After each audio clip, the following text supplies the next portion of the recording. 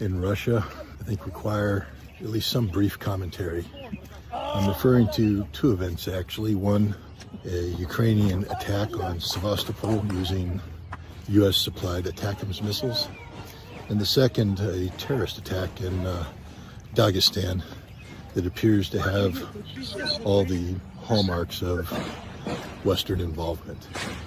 Let there be no doubt, these are two direct attacks against Russia by proxies of the United States and of NATO. And it's more than just a proxy engagement, given the necessity of preparation, intelligence support, etc. This is a direct attack on Russia by the United States, by NATO, and by non-NATO European entities. All of the parties that have made a decision in the last several days and weeks to expand the scope and scale of their participation in the Ukrainian-Russian conflict. Now, some people are saying that the Ukrainians deliberately attacked a beach in Sevastopol. The evidence shows that this most likely is not the case, that 5 ATACMS missiles were fired, 4 were shot down. The 5th one being shot down dispersed either cluster bombs or fragments from the destroyed missile onto the beach, killing a number of Russians, wounding many others. But that doesn't matter. The Ukrainians made a decision to use ATACMS missiles equipped with cluster munitions against a city, a civilian city.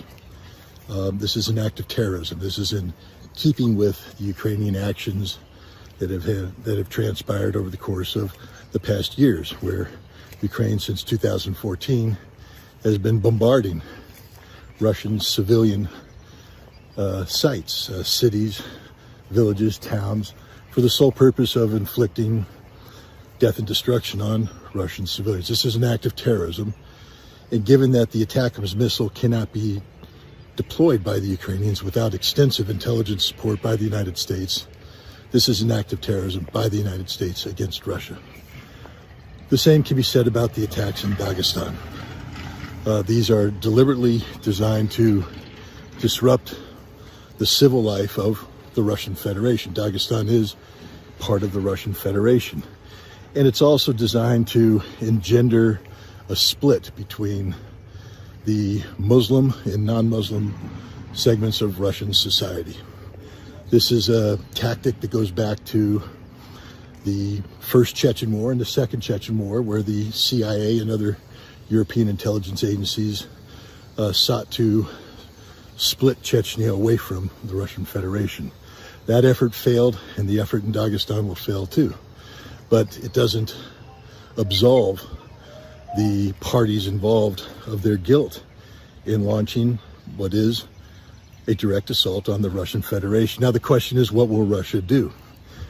Historically speaking, the Russian Federation has shown an ability to absorb provocations of this nature and remain focused on the task at hand, which of course is achieving the goals of the special military operation, the demilitarization and denazification of Ukraine.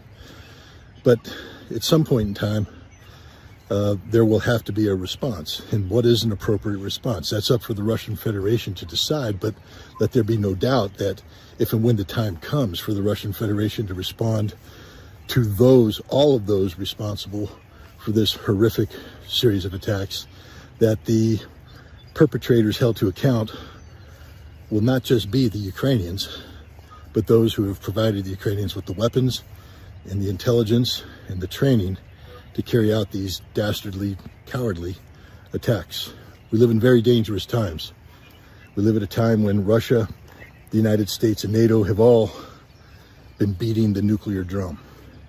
We don't need a nuclear war, but that's the direction we're heading if we don't stop this insanity. And by stopping this insanity, this means stopping the United States, stopping NATO, stopping Europe from continuing to facilitate these terrorist attacks by Ukraine against Russia. Have a great